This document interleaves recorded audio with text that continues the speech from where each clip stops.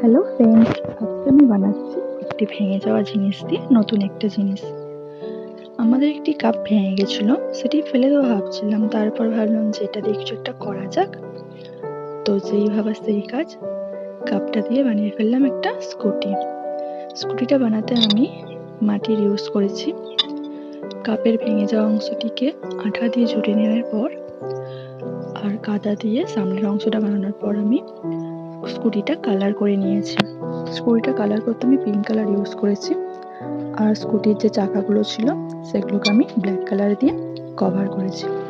এক এক করে সব চাকাগুলো কালার করার পর চাকার মিডিল অংশটায় একটু ফাঁকা ফাঁকা লাগছিল, সেই জন্য ভাবলাম একটু হোয়াইট কালার দিয়ে কালার করে নিই।